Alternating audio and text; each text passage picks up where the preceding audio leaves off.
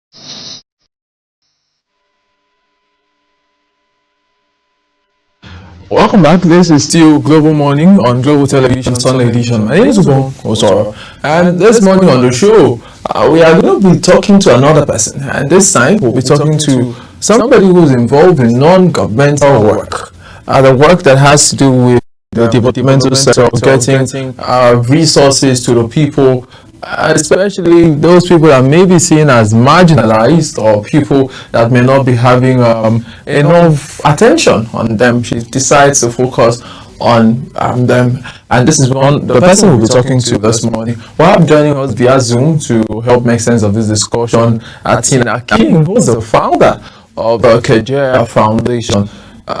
If you can hear me, Tina, how are you doing? Yes, I'm doing well. Thank you very much. How are you doing, Mr. Umbong? I'm fine. I'm fine. So we're looking at the economic national development and the role of a non-governmental organization in driving sustainable development. With your work, I know you've done a lot of work, and congratulations. You just turned. You just turned. Is it 1 year? Can you hear me, Tina?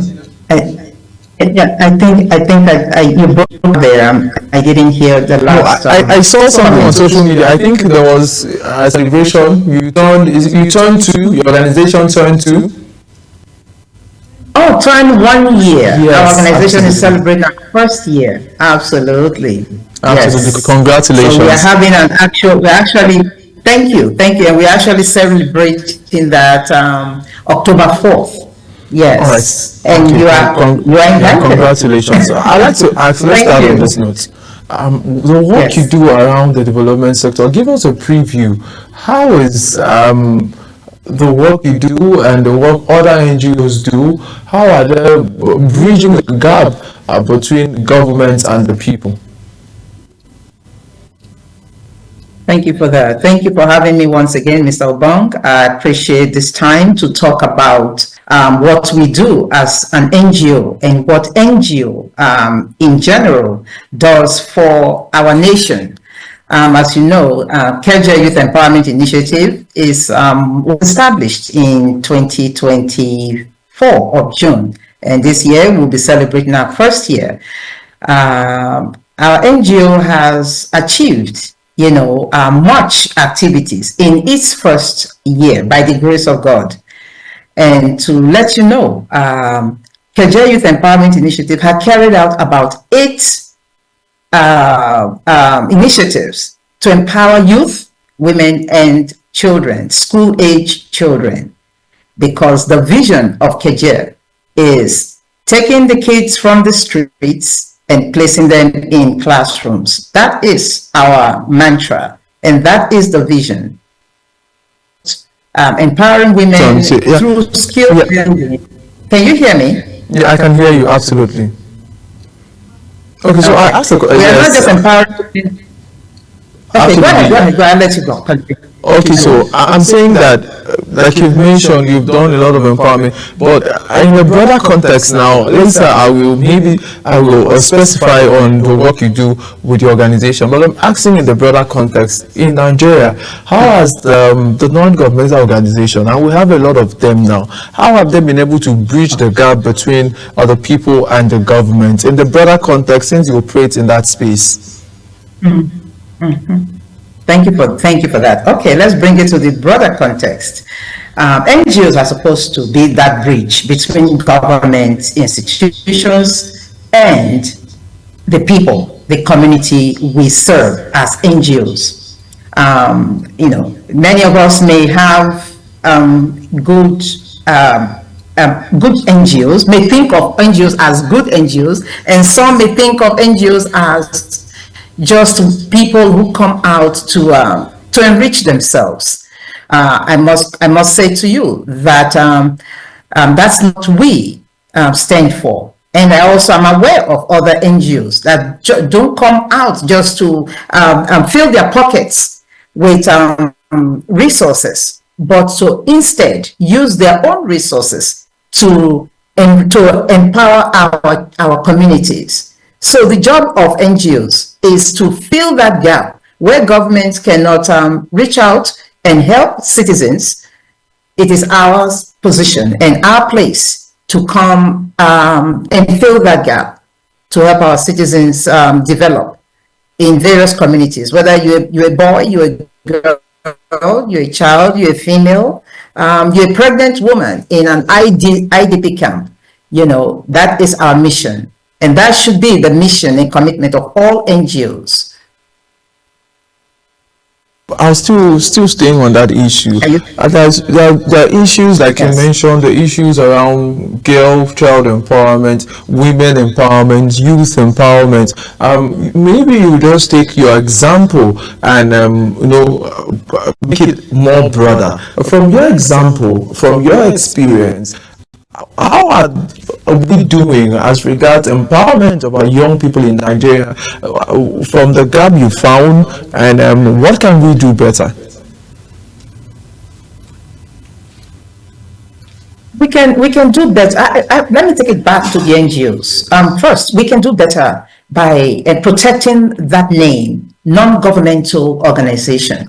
We have been given the privilege to open or start up an organization, and we came into this space. Any NGO, not just my foundation, any NGO come into this space I would think, based on a passion to help the marginalized.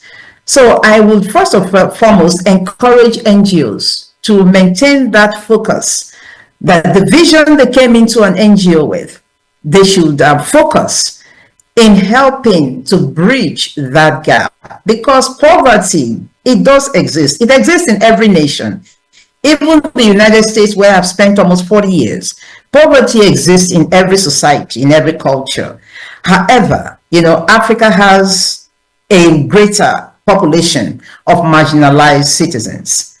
And NGOs who register officially to carry out work like what we do, we must take it seriously to continue to improve and better the lives of our communities, not only in Nigeria, but in the broader African context.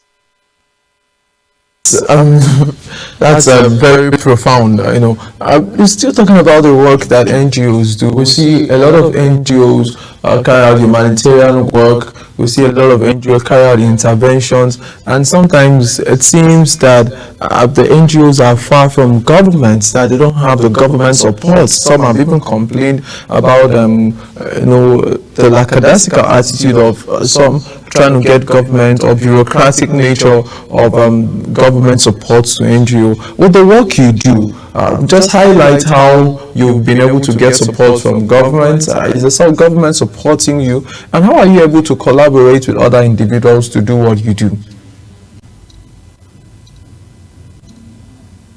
Thank you very much. That is the key. That is the key. Collaboration and funding is how any job, especially NGOs, that's how we thrive. And I must say to you that in the 1 year that we've been in existence, my foundation have been self-sponsored, I will repeat that, self-sponsored. Although we have reached out, to government entities to partner with us, to assist us in any area that, they can, to enable us to impact more lives. For example, if I have to go to a school and pay tuition for children who have been put out of school, if I want to pay, 1,000 students, I am not able to do that because of the lack of resource. With my own personal resource, I can only do as much as I can. We have been self-funded, but this is the area where NGOs need government to come in. The government has the money, the various humanitarian agencies, Federal Ministry of Humanitarian Affairs, and the various institutions. The resources have been given to them, and we intend to continue to reach out to get that kind of partnership in order for us to do more, to reach out to more civilians and more individuals in our communities, marginalized communities. So I will not say, I can't speak to other agencies or NGOs, but I can speak for my agency. My agency has not received a dime from any government institution or government agency. Out of the 8 projects we have done, have been all self-funded for the past 1 year. Just get a snippet of some of the projects you've done. And over to you, Mr. Obong. Yeah, I think I'd like to just get a snippet of some of the projects you've done, maybe a few of the projects you've done, and how it has trickled down to touch real life, to touch real people, and the stories you've heard. Because I hear some people say what gives them the motivation is the stories they hear about the people that were able to, maybe get education, get a skill from their intervention. Let me hear some of the stories you've heard and in the field, and how your projects. Maybe just highlight a few projects that you've done for us. Thank you very much. Our first project was in Kubwa, with in a junior government secondary school in Kubwa, where we paid wide tuition for about 58 students. This was the first initiative we carried out in June or July of last year. And these were students that the principal of the school put out of the exams because they could not pay their WAEC exams.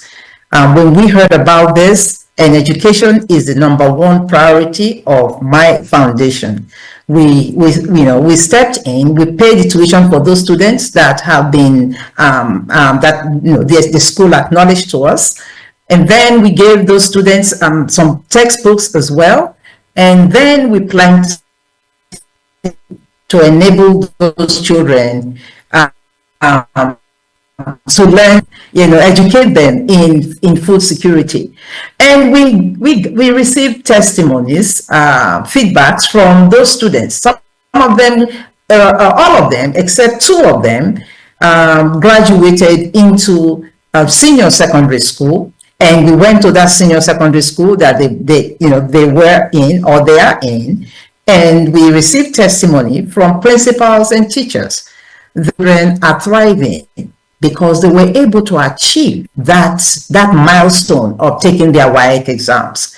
That same period, we also attended in Buhari community in Abuja. We went to Buhari community. We empowered about 60 women in food security, helped them to plant food, secure food security, so to speak, and enable them to do farming and to feed their families, as well as have something to sell as a return for some form of an income.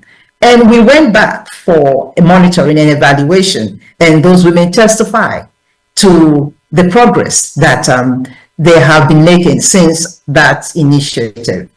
We also did one in what's it called, Jibri community, where we empowered about 60 or so women, or 70 women, to taught them how to make soap, shampoo, and household cleaning liquids. We gave them a kit after the training. We give them kits for them to reproduce and sell, and also use for themselves. We've also done so the ones you highlighted is just about men, women, men, and a whole lot more. Men, women, and the youth, the women, and the children. And sometimes we see this demography. People are always looking at this demography. Is it just about the men? Is it just about the youth? I beg your pardon. The women and the children. The men are not involved in your programs, or the NGOs do not need to focus on the men. The men are doing well.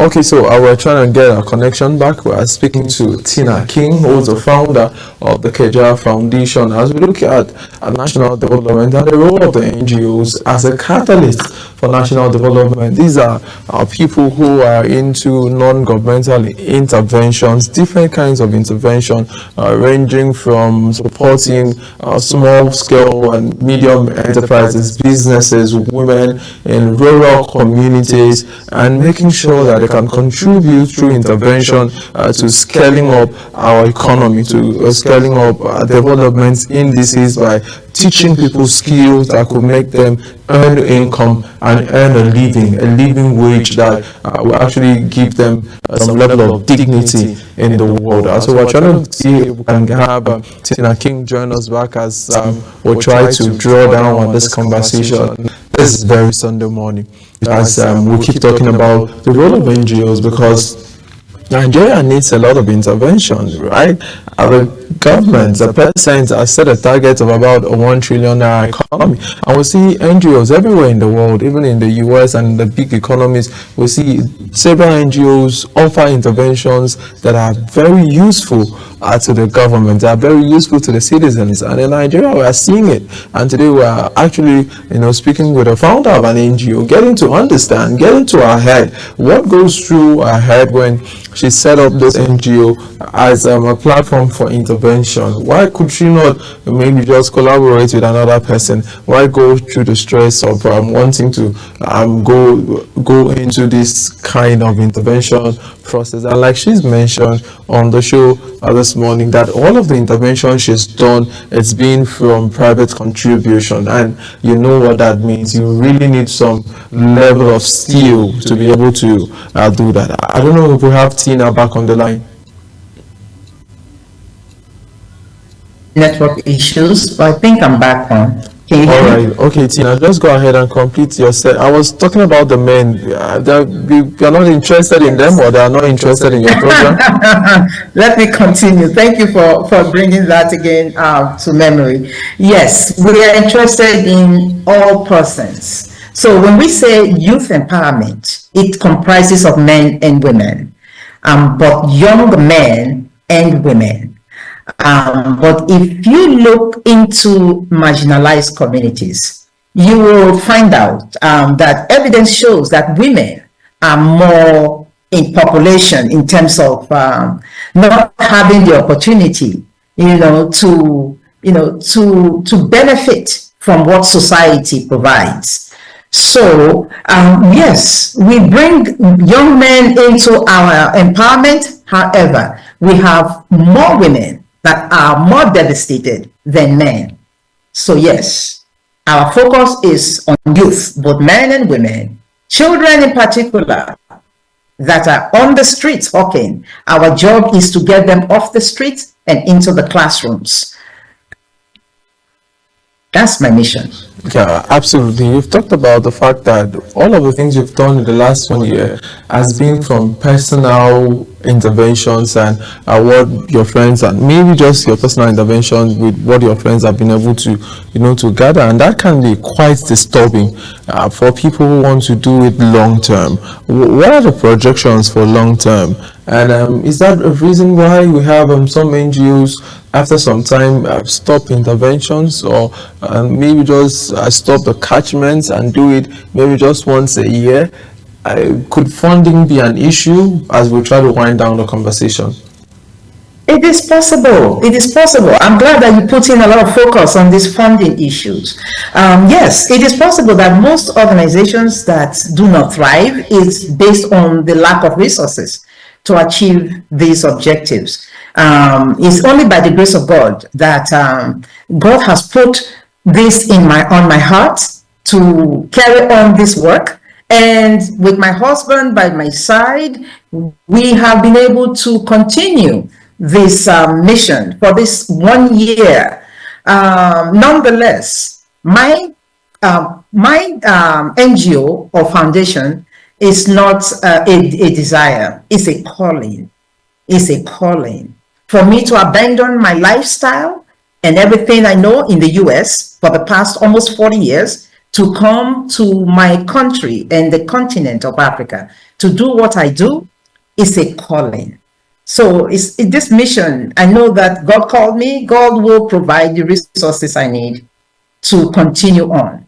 This is not a project that fails after 1 year. This is a project that must go on.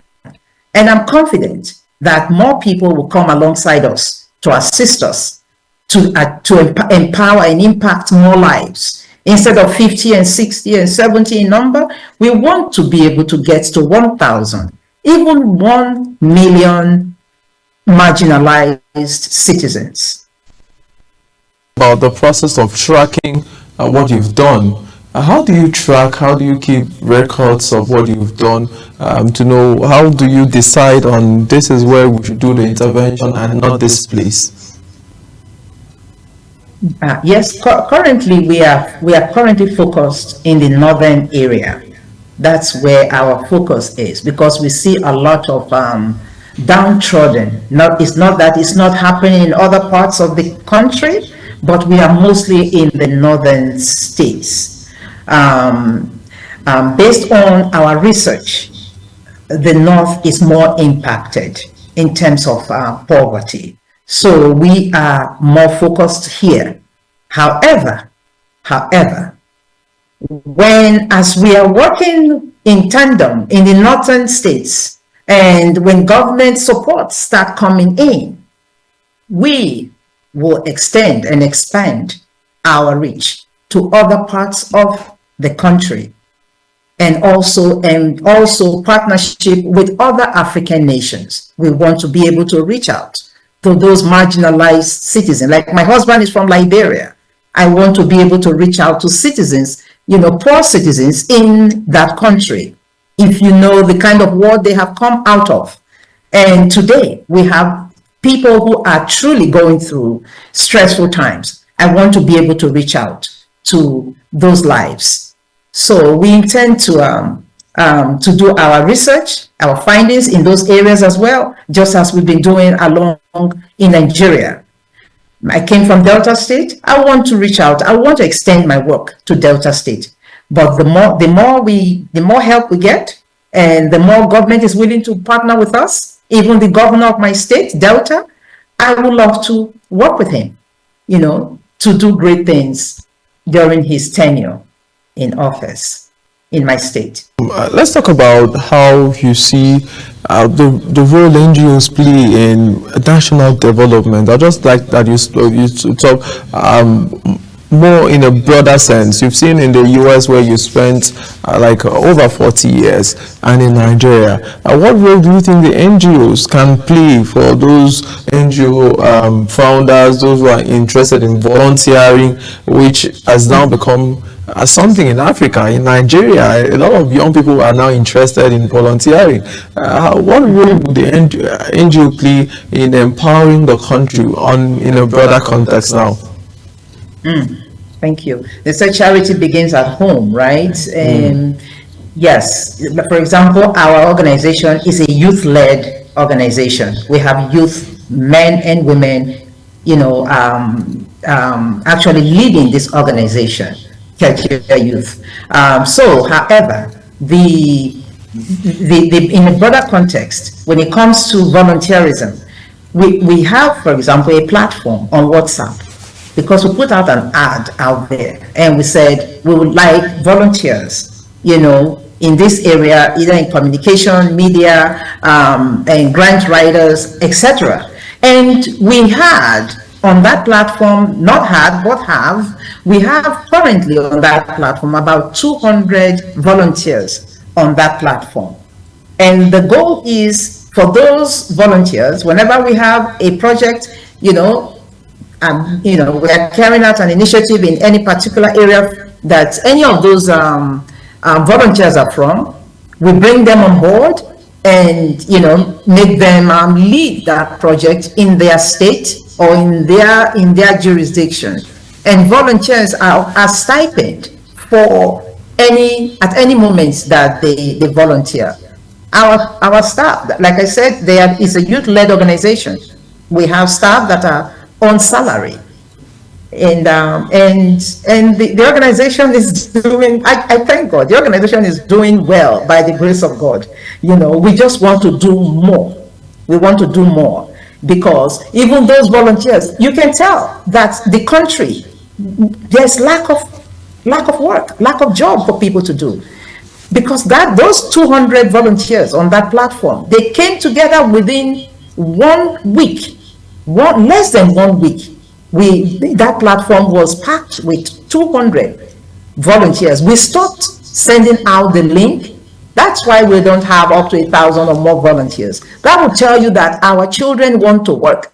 Our youth want to work. They are not lazy. They don't want handouts. They want to work. People want to work. They need the job. If I can employ all of those 200 and more people right now, I will do that.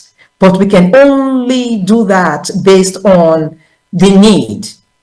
Whatever state we want to go and assist, we bring in a volunteer and pay them to achieve the objective for that month. That is the way we've been operating. You just help me make it more broader. For the NGOs in that space that you operate, talk about collaboration with other NGOs and with other sector leaders that can actually boost. Are you looking at collaborating with other NGOs that are already doing what you do, or those smaller NGOs who may just be looking at you and it started 3 months ago and they're like, somebody has done a journey of 1 year, meaning I could learn? Are you open to collaboration from those kind of people? Absolutely. Let me pause this. Absolutely. I'm looking forward to any organization, NGO that's willing to partner with us. We have actually had a few that has reached out to us. They want to partner with us. Nonetheless, most of them, they want us to provide the financial resources. Why they come in with their manpower. The issue here is we already have the staff, we already have the volunteers, and those people need to be paid when the job is carried out. So bringing in terms of collaboration, bringing in another NGO and then paying their staff, to collaborate with them is challenging for us at the moment. But if they are coming with, resources to pay their staff, absolutely, we are willing to partner with such NGOs. It's not even only NGOs that just began 3 months ago or 6 months ago, or less than the 1 year we've been operating. There are NGOs that have been in existence for 5, 6, 7 years. that when they come in and they want to partner with us and they see what we are doing, they also require us to bring the financial resources. I'm not sure, maybe they think that we are currently receiving funds from the government or from individuals, which is not the case, as of yet, but they always require us to fund the project while they bring their manpower to assist in the project, which will in turn require us to pay their staff. So we are not short of manpower. What we are short of, or what we are looking for, is financial resources to do more. Then at that point, we can bring in, that partnership, with other NGOs. If the financial burden is going to be upon Kajer Foundation only, then that is not partnership at the moment. Thank you so much for actually taking our time to discuss with us in detail. Tina King, who is the founder of the Kaja Youth Empowerment Foundation. Thank you so much. As we looked at national development and the role of non-governmental organizations as catalysts for progress, I'd just like to end by asking you, where do you see Nigeria in the next 10 years? You see the work NGOs do, NGOs like yourself, do you see great impact in the next 10 years? You are even too far ahead of me. In the next 2 to 5 years, I look forward to greater things in my country, Nigeria. I'm very optimistic. The impact. I'm very optimistic about that. Thank you. And that's, we have to end our conversation here. Always a pleasure talking to you, Tina King. Congratulations on turning 1. And of course, we wish you all of the best, the good intentions you have and the work you do. Thank you so much for coming on the program this morning. Thank you very much, Mr. Umbo. Thank you to you and your staff. Thank you. God bless you. And that's the size of our program for you this morning. Remember that Global Morning comes up every weekday on our TV 7 a.m. and on weekends will come 8 a.m. to around now. Thank you so much, and we're going to be leaving you with some aerobics as you try to shake your body and get all the exercise you need for the weekend. Have a nice day.